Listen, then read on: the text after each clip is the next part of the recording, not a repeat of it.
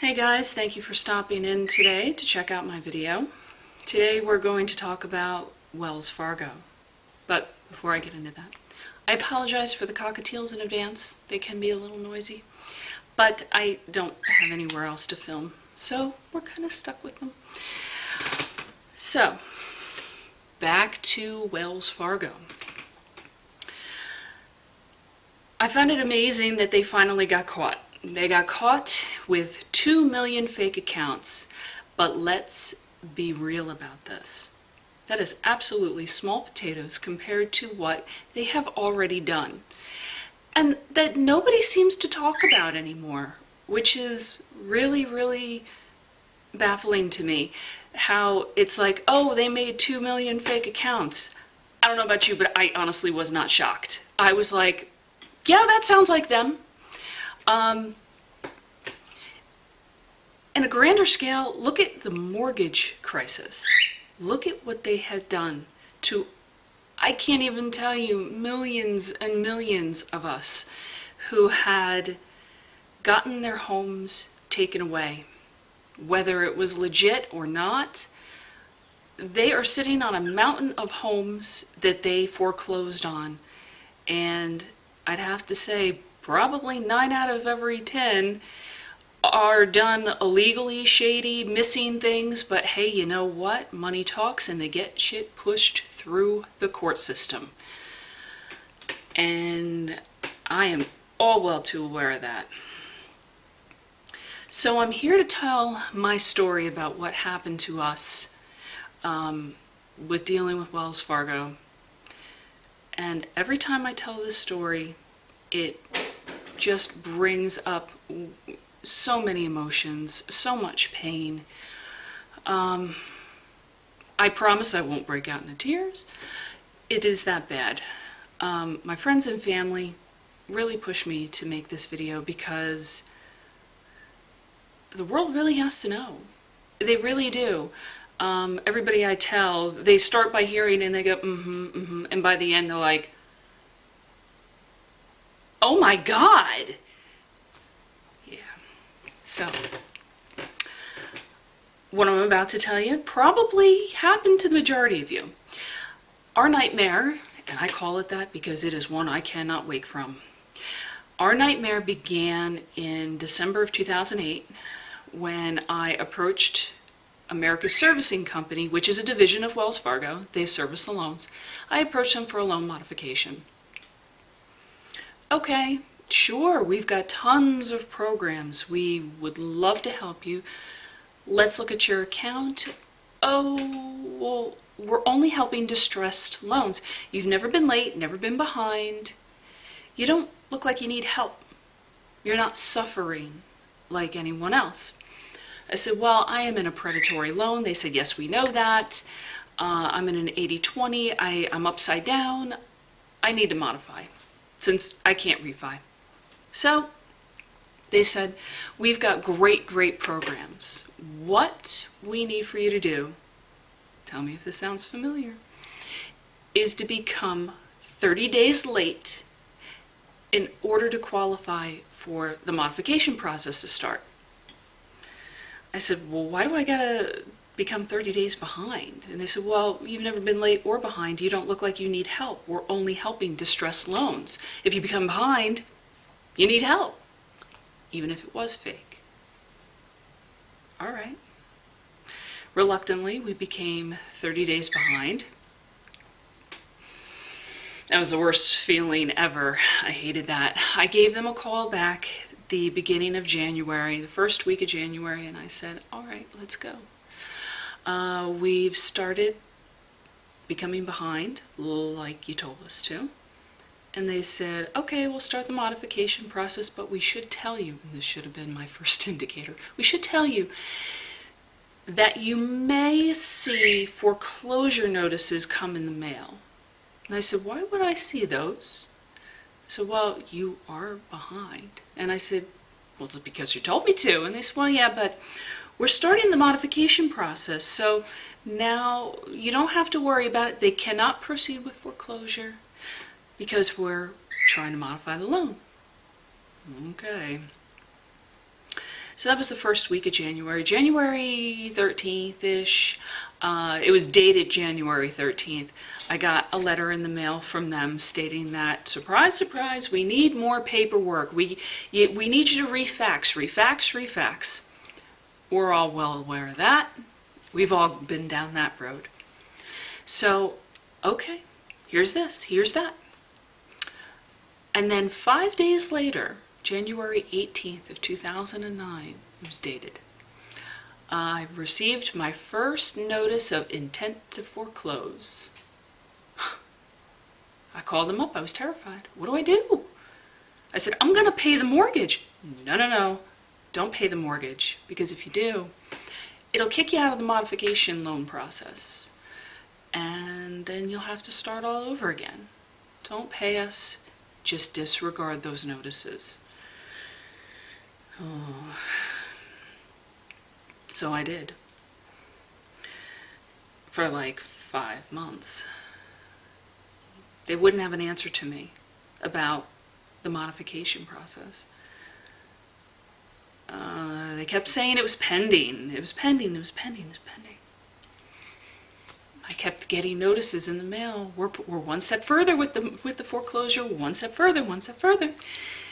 And they kept telling me, "Oh, don't worry." Oh, I should have been so worried. Finally got my first denial, like all of you have probably gotten your first denial. Mine was due to investor guidelines. We cannot modify your loan due to investor guidelines. What does that mean? What does it mean? I call them up. What does it mean? Investor guidelines. Well, by New Jersey state law, we do not need to disclose those guidelines to you. The only thing we can recommend is that you attempted at another modification. I said, well, how will I know if I meet these guidelines? They said, well, you know, guidelines change all the time. So that's why we really shouldn't or couldn't tell you what they were. I said, well, I don't think that's fair. You're telling me that I need to qualify, and you're not telling me how to. Just attempt again. This went on and on and on. They attempted to foreclose on me with a robo-signer in 2010. But if we go back to November of 2009, they approved me for a forbearance. Well, actually, even before that, they approved me for a repayment plan, which was, I only owed them $9,600. They told me that I could pay it back over the course of 4 months. I was only 5 months late. They told me that the repayment plan was for 3 payments of $2,250, and the 4th payment, to bring me current to $9,600, was $13,220-ish. So I said, how is me being behind by $9,600, how is it that now I owe you $20,000? After everything's said and done, I owe you $10,500 for what? Oh, well, miscellaneous fees. That's the only way that we're going to become current. So those miscellaneous $10,000 fees are paid.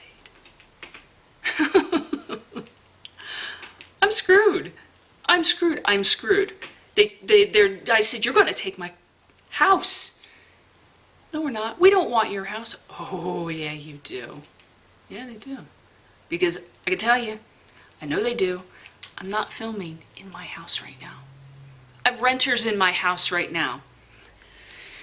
That's for the end of the story. So, they put me into this forbearance. The good faith payments. Make 3 good faith payments. Guess what happens at the end? We give you a modification. Fabulous. Oh my God, fabulous. So I gave them 3 payments of $2,250. I didn't hear from them after the 3rd payment. On the 4th month, I didn't hear anything. I paid them $1,800. That's what my mortgage was through them, $1,800. It was originally $1,926, but I was a dumbass. I went and I fought the property taxes, got them knocked down $1,500 a year for their benefit, just to prove that I could afford the house. I could never not afford the house. That's what makes this story unique. I could never not afford it. I was paying my mortgage. They coaxed me to become behind and then just lured me down this road. So, paid 3 months of $2,250, another of $1,800. It balanced out to be about almost $10,000 that I gave them over 4 months. Good faith payments on time, all of the above. Didn't hear anything. I call them up. Where's my new loan papers? Oh, about that. Thanks for the money. Couldn't find a program that worked for you. You didn't qualify due to investor guidelines. Again, with the investor guidelines. What are these guidelines? We don't have to tell that to you. We're not telling you. I swear to God, how many times I asked, nope, nope, nope, nope. Mind you, these employees are told. They're told what to say, what not to say. They knew not to tell me, and you know what? At the end, I found out. So, never another time in my life have I ever dropped to my knees and broke out into tears to the point of hysterics. I was hysterical. You just took almost $10,000 from me and told me, yeah, thanks for the money. Oh, do you want to try it again? Try paying us again? Are you insane? I'm not giving you another damn dime. All right, try another modification program. We're coming up with new ones all the time. Do another one, do another one. We're gonna lose the house. We're gonna lose the house. Oh my God, we're gonna lose the house. I was terrified. So this nightmare went on for a total of 2 years. They attempted to foreclose with the robo-signer. The court kicked it out. Then they were told, Wells Fargo, come back with original, substantiated paperwork, not, signed by a damn robo-signer. So they walked out the door, and it was dead silent for about 4 years. 4 years. I attempted for 2 straight years. When I tell you 2 straight years, 2 years, every freaking day on the phone with them saying, have you done anything? No, we need this, we need that, we need all this other crap resubmitted because we never got it. Even sent through FedEx. Oh, we never got it. We need this refaxed, that refaxed, this resent, sign this. And it just kept, they just drew me farther and farther behind. I went to attorney after attorney, and they said to me, there are so many loopholes for the banks, there's nothing to help homeowners. This is in New Jersey, and this is in 2010, 11, 12, within this range. We went to so many attorneys. We even went to state mediation. We walked in there, we sat down, we had all of our stuff. We said, somebody's got to help us. This bank is pushing us into foreclosure. We need help. Okay, you come to the right place. Get the stuff. She gets on the phone. She goes, this is so-and-so. I have all that information. This is, I'm not going to say her name. This is so-and-so from, and she goes, she stops, she looks at the phone. She says, oh, I think we got disconnected. I go, no, you didn't. You got hung up on. She calls back. Da-da-da-da-da. All right, this is so-and-so from the agency. Hello? Hello? I go, keep trying because you're not going to get anywhere. They kept hanging up on state mediation. Yeah, they did. For like a half an hour, she tried and tried. She goes, well, I wish I could help you. I've never had a bank keep hanging up on me like this. I said, well, welcome to our nightmare. They want the house. They're going to get the house. They ultimately got the house. So we hung out for, until what got it going again was March of 2014, the courts issued a dismissal warning to Wells Fargo. They didn't, get their act together. They were going to dismiss the whole thing and they'd have to start all over again. So they had 30 days. They could not get the proper paperwork together in 4 years. 4 years.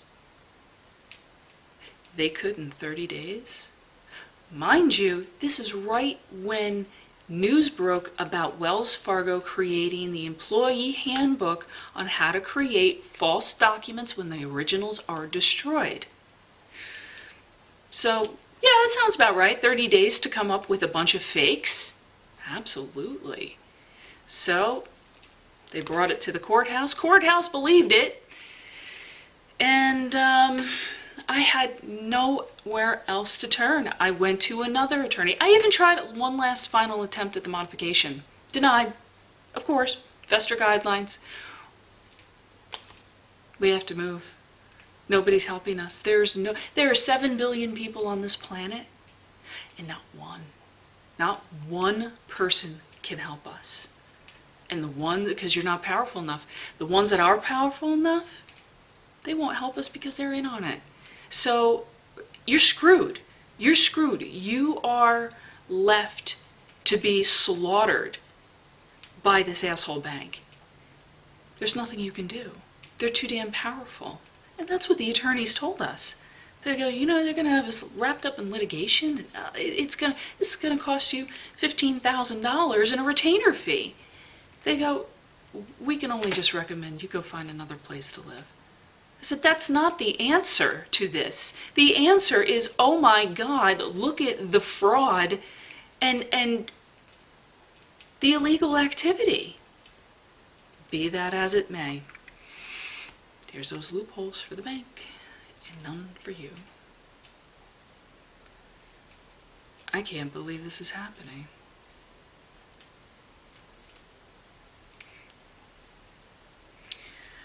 So we packed our bags. My parents said, good, get out of that godforsaken state. New Jersey is very, very expensive. And for no good reason either. So we packed up our things. I lost everything. I had a business. I was teaching music out of my house. I had over 40 students. I lost that. I had another side business that I was doing custom artwork, prop work. I lost that business. Because I had to up and leave. I sold off so much stuff because I was going to a smaller house to rent. I had so much. I lost everything. Absolutely everything. Material items, it's just stuff.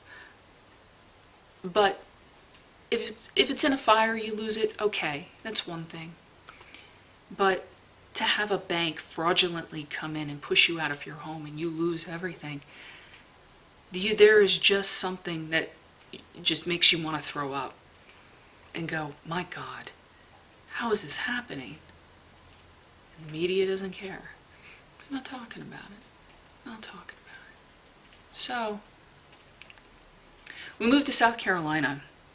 Long story short with that one, I had to find a house pretty quick, within a month, before we left New Jersey. And little did we know, we got scammed into renting a foreclosure. And we found that out because of the notices on the door. So somebody we were sending $1,300 a month to, hey, they decided not to pay their mortgage. And guess who was foreclosing on that house? You guessed it. Wells Fargo. God. Oh my God. I can still laugh, the laugh of insanity. Oh my God. So not only do we have nothing, now we're being thrown out on the streets. And Wells Fargo was getting ready to lock the house down and to confiscate all of our belongings as collateral because we were living in the house and they needed money. So guess what we had to do within under a week? I had to orchestrate another move. And I said, you know what? It's hard down here. I can't find work. I don't want to stay. I want to go home. And we moved back to New Jersey. We moved back in with my husband's mother. And I really started going through my paperwork, by the way. If you don't think I have any evidence against them, over 700 pages of evidence against them, every ounce of correspondence, everything I have on them. I don't think they bank on you holding on everything. I think they think you just get so angry you throw it away, burn it, whatever. I was ready to burn it. Glad I didn't. So I started going through everything and things just didn't jive. I'm like, this is odd. That's odd. How did they do this? Oh my God. So I came home and I got on the phone with an attorney. And he says there was a new law that was just passed in the end of January of 2015 that protects homeowners against the trial payment plan fraud. Being that, like, if you enter into this plan, you can't just say, okay, I'm going to give you this and not give you that. I'll think about giving you that. It has to be unilateral. So if you go through this, then the bank has to give you the modification because you held up your end of the deal. The bank does not get to say, we're going to think about it, but actually we're not. We're just taking your money and running. So he says, we've got to do this. We got to start suit. Okay. So meanwhile, I had written a letter to Wells Fargo's San Francisco branch, and I let them know. I said, you destroyed my life. You took everything that I worked so hard for, and you threw it away. Threw it away. All for your financial gain. You scumbags.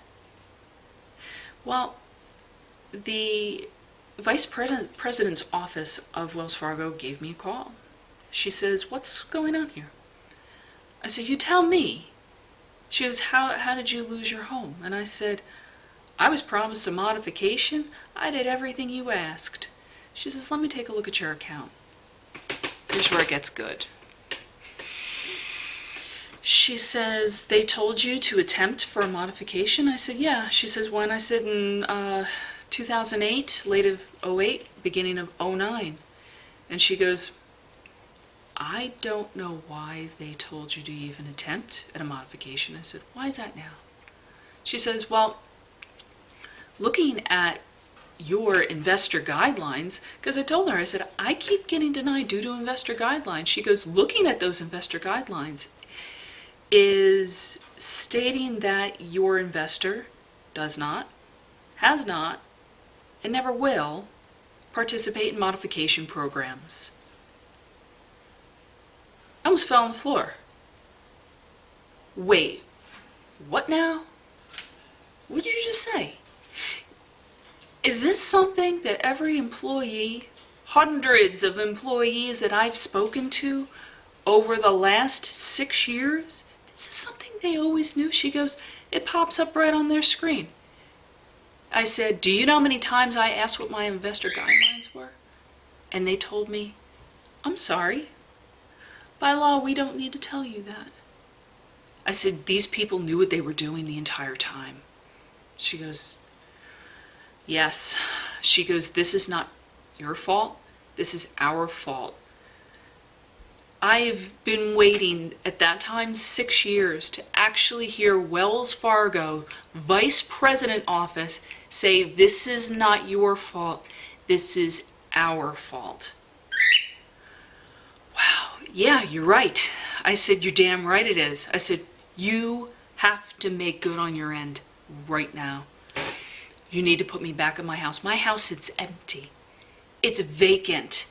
I said, and there's been damage done. There's been vandalism. Oh my God.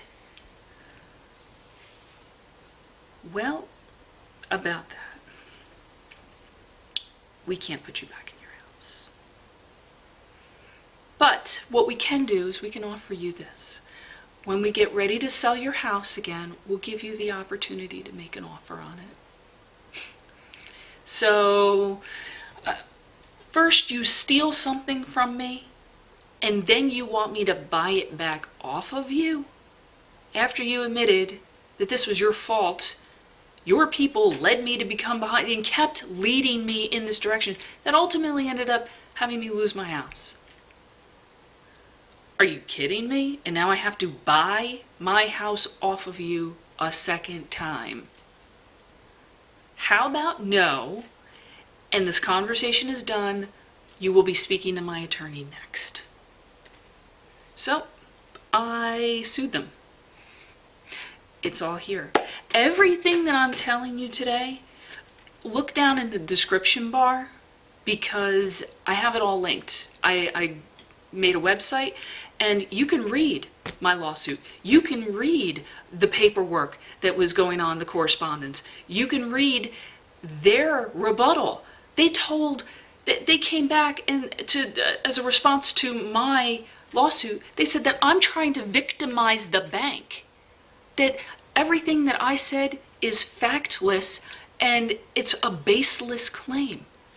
I made it up. It's broad assumption. I'm sorry, the last time I checked, this isn't broad assumption. This is broad fact. I don't know how you can assume a fact on your letterhead. Hard copies. And we waited and we waited and we waited. Right before the judge made a decision, right before, their attorney called my attorney and said, just so you know, I've never lost a case. He was right. He was. Because a week later, the judge came in, didn't even give me a day in court, just wrote his conclusion and said, you know, no. All 6 counts, negligence, consumer fraud, regular fraud, good faith and fair dealing. I mean, it was 6 different counts. He goes, yeah, there's laws that protect homeowners, but I'm not allowing it. And the bank can do whatever they want. The bank can do whatever they want. So my attorney calls me and he says, we couldn't even bring ourselves to call you yesterday. We received the news yesterday and we were so shocked at the end result. He goes, this is what the judge said, but it's really not that. They said, unfortunately, judges can be bought. Wells Fargo has very deep pockets. We go to appeal, guess what's going to happen? Same thing. They've got their hooks in everything. The little guy doesn't win. Unless you're part of a massive class action, then okay. But because there's no media coverage, nobody's talking about this, hey, here's some money for your troubles, make this go away. The judge says, okay, thanks for the cash. Homeowner, you're out on the street. I don't give a shit. Oh, as long as you feel good about yourself. That's all that matters, you know, because you just need to win and you just need the money that bad. You know, who cares what lives you destroy while taking your bribes?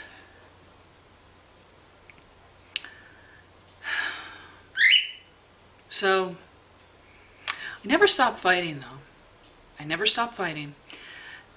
The lawsuit was dismissed in, I want to say it was April of 2016, because we had started it in February of 2015. So it took just a little over a year to get the get out, leave us alone verdict. So we're basically labeled scumbags. We're the scumbags. We're the ones. We can't go buy another house for X amount of years because we're the scumbags. I have everything taken from me. Every dollar I put into that house. Everything. I had that house built. And all the information, like I said, you can find in the description bar. You can look it up on Zillow. It's a beautiful house. Beautiful house. Should have never happened.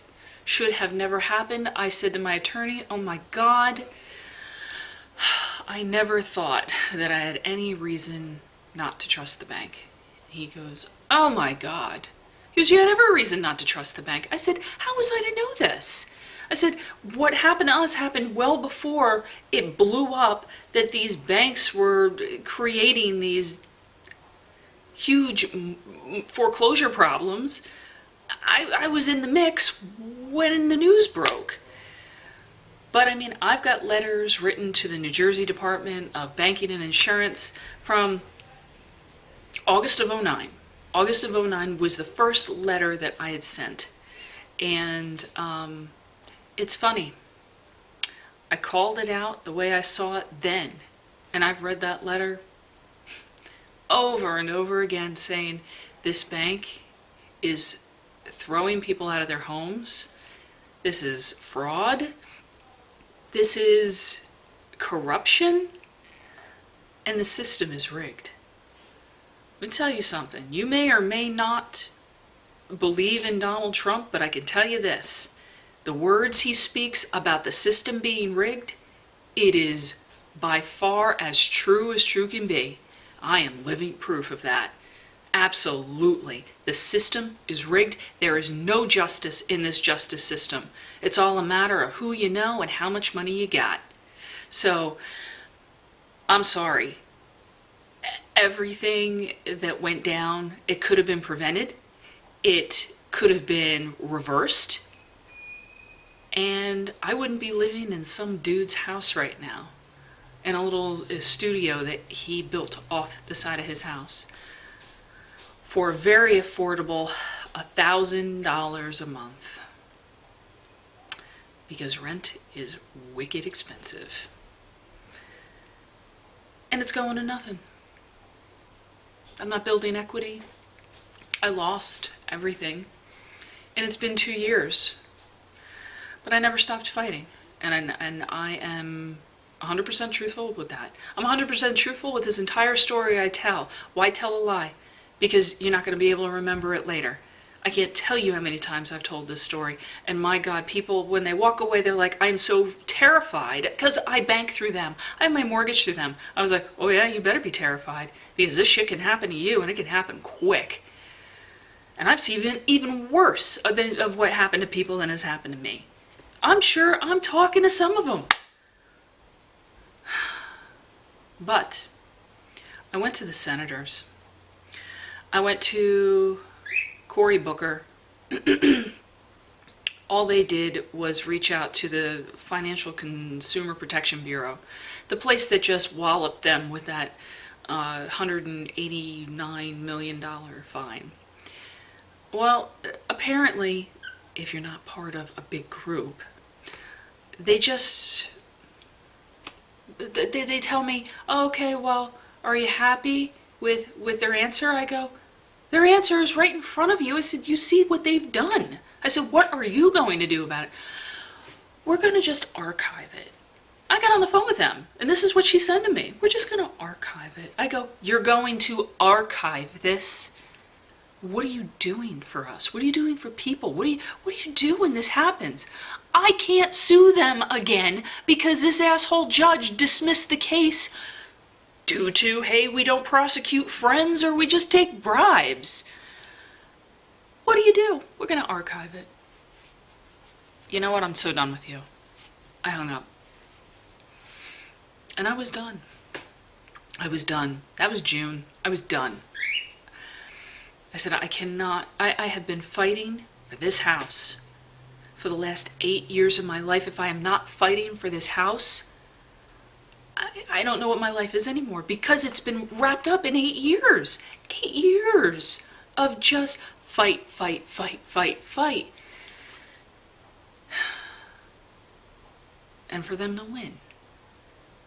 Even though everything is right in front, as black and white, as plain as day. What they did to have somebody go, I don't know what you're talking about. Stop trying to victimize the bank.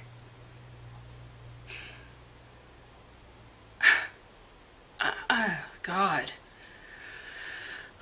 I had one last ditch effort. The beginning of September, a couple of the senators and maybe congressmen, they came to my place of employment to have a debate. Why? I don't know. I don't know why you come here to have a debate. But there's a big lecture hall. So they came there, and one of my colleagues said, "Hey, are you going to go downstairs and watch the debate?" "What debate? I don't know about a debate." She says, "Oh, some of the Congress people and senators." And I was like, "Some of the senators?" Now, I know one of the senators in New Jersey is a big advocate for punishing the banks. I said, "Is Senator Menendez down there?" And they checked the schedule, and they said, "Yeah, he's down there. He's going to start the debate at about 11:45. It was about 11 o'clock at this time. And I was like, "Yeah, I've got to go." I went downstairs. I went right to his people, and I said, "I got to talk to him because he writes the laws that are for the banks to follow. You're not allowed to do this and do that. You cannot victimize these homeowners. He's going to know that he is writing these laws and no one is following them. The banks, they're wiping their butt with it. Oh yeah, this is what we think of your law, Senator."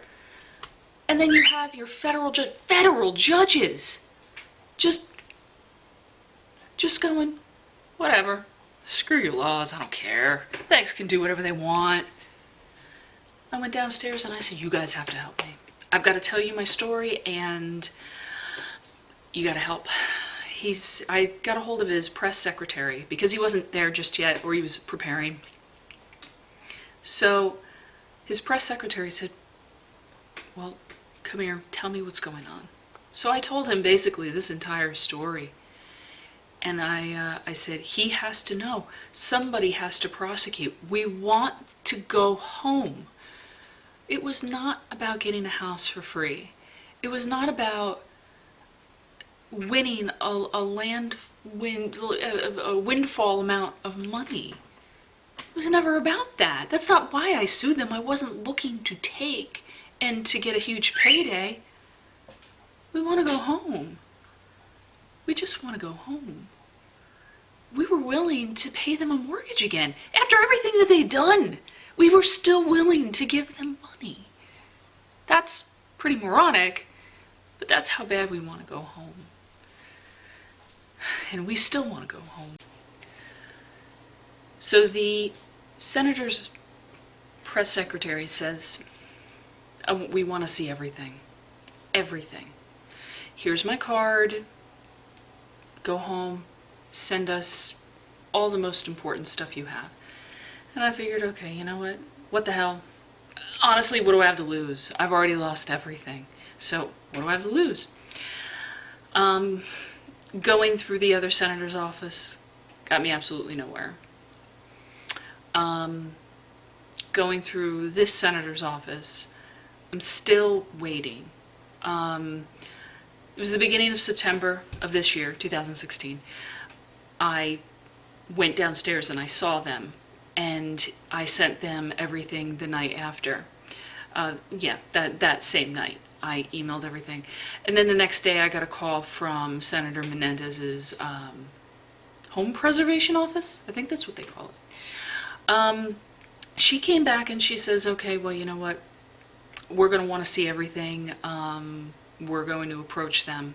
So a couple weeks ago, I got a letter in the mail from Wells Fargo that said, "Oh, Senator Menendez's office wants to have some information regarding your account, just so you know." And I'm like, "Of course I know. How do you think they know?" Of course it was me who went to them. I decided the end of September that I wanted to go past the house. I haven't gone past the house. Hadn't since the lawsuit was over. It was just too hard. Too hard. So my husband and I, we met up after work, and we both together went to the house to make sure there's been no more vandalism, make sure the storm didn't do any damage or anything. So we go driving around the corner, we pull up,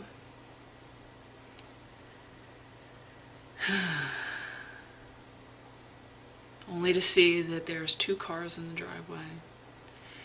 and there's 2 kids on my front doorstep kicking my front door open.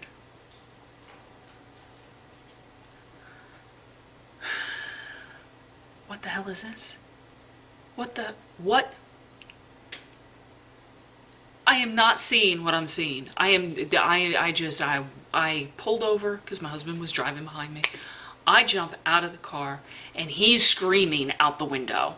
What the F is? And I said, I don't know. My neighbor was across the street. She was watering and she's like, oh, hey, come on over. And I'm screaming at her. I'm like, when the hell did this happen? She said, probably like last month.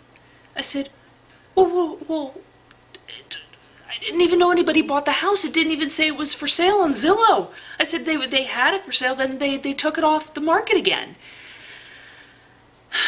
She goes, I don't know, they moved in like a month ago. So, and the unfortunate thing was, that was a day before my birthday that I saw that. I'm like, what a slap in the face birthday present that was. My God, what a cruel joke. Then I really did want to throw up. I didn't want to, I couldn't, I'm like, I can't even.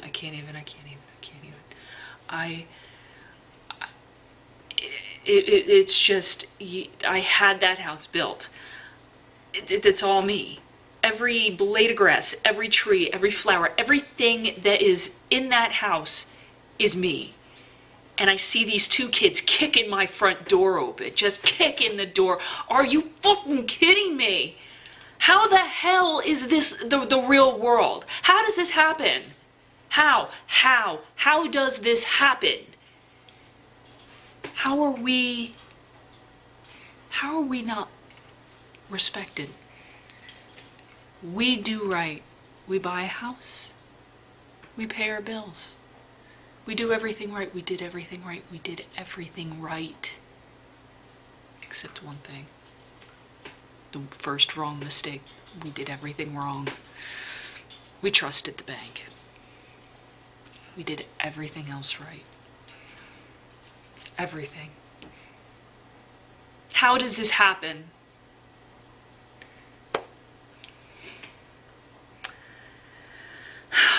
When I saw that Wells Fargo was in a world of shit, I was really happy. I was ecstatic, actually. I was like, well, you know what? That happened after I went to the senator. I went to the senator first, and then like a week later, news broke about Wells Fargo and their 2 million fake accounts. And who's tearing them up in Washington? The senators. And I'm like, well then, this is fabulous. The senators are tearing them up. I went to the senator before this happened.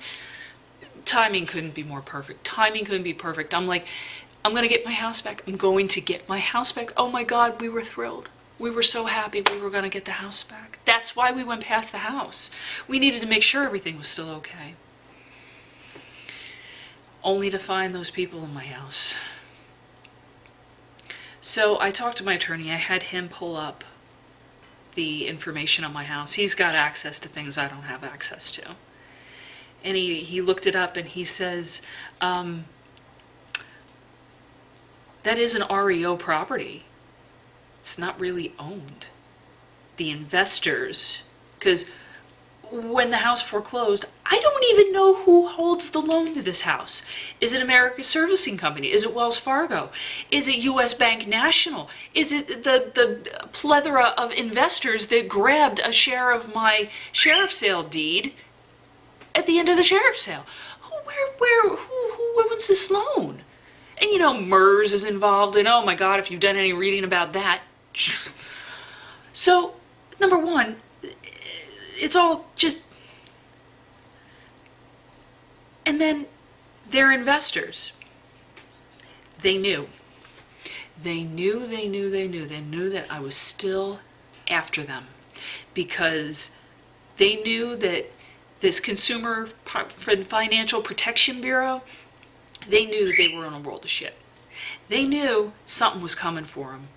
And they probably knew, well, you know what? If we've got any properties that might look like, that might be turned back over to the actual homeowners, well, we can't have that now, can we? They had their investors buy the house it didn't even register. It's not registering on any of the sites, all but two. And at the bottom, under remarks, it says REO owned. Of course it is. It's owned by the damn bank. So if they made it look good on paper, okay, they made it look good on paper. Okay, well, we own the house, so what do? Throw some renters in there. Because now the homeowner can't touch the house. Slick. Yeah, think like a criminal. Think like a criminal. They did. And they got somebody in my house. But the bottom line is, I want the fight to be done. I'm tired. I'm really tired. I think we're okay to buy another house. We have spent tens of thousands of dollars in the last 2 years between moving. We've moved 5 times. 5 times in the last 2 years. Well, my husband moved 5, I moved 4. He moved to my parents, and then we moved to South Carolina, and then back to New Jersey and to his mom's house, then to another rental in Browns Mills while we waited out the stupid lawsuit. That worked. And then we had to move to where I'm currently living now, in this little 600 square feet. Not even that, for $1,000 a month. So many times, everything. We have no more money. We've spent it all. We've got nothing left. We need help because we want to buy another house. I'm so afraid Wells Fargo is going to buy that loan. That's another story. But Senator Menendez's office, as of right now, today, which I think is the 17th of October, we are still waiting on Wells Fargo to respond to whatever Senator Menendez's office wants to see. Bottom line, I don't know what can happen. I don't know. They have power because they really tore their asses up in court in Washington. They got some power. So they might be able to reverse this. I don't know if it's too late now. There's people living in this house. I don't know. But the moral of the story is, I don't really know what you can take from this other than the nightmare still continues. In 2016, the nightmare still continues. The mortgage crisis isn't over. It isn't over, and they need to be investigated for all of these loans. Don't just stop at the 2 million fake accounts.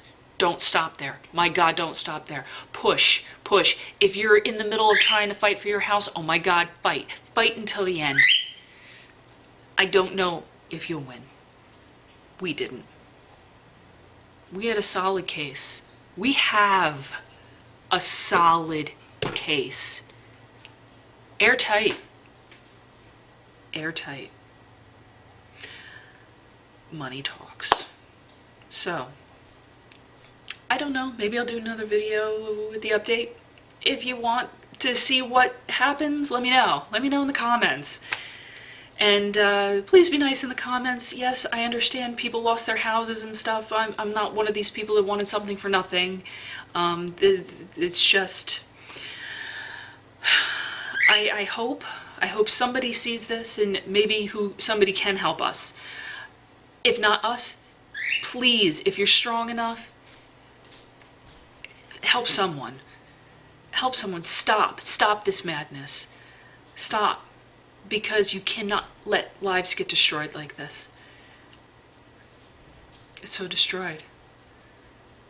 And I can't, I'm reminded of it every day. I'm reminded every day. And the worst part of it is they said the homeowner has suffered no loss. I have suffered no loss. That's what their attorneys, that's what the judge says. The homeowner has suffered no loss. I suffer loss every day. Every day. I'm reminded every day that I was swindled, I was scammed. And now I have absolutely nothing. Who starts over at 40? I do. I've got nothing to show for 10 years of a house. and it is a big deal. So, I conclude this very, very lengthy video. This is my story, and feel free to reach out to me. You can contact me if you wanted to talk about anything, but yes, please check out my information linked below. All right, bye guys.